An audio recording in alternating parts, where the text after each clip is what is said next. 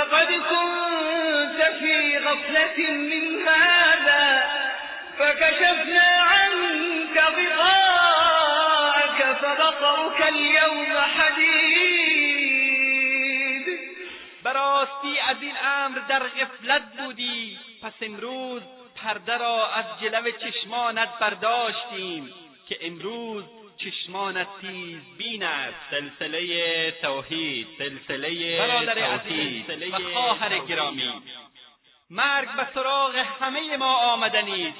هیچ کس نمیتواند از مرگ فرار کند و بعد از آن مسیر هر یک از ما مشخص می شود.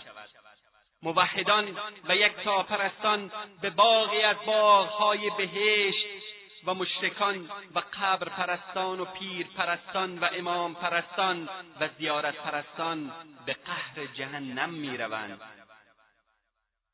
حال انتخاب با شماست.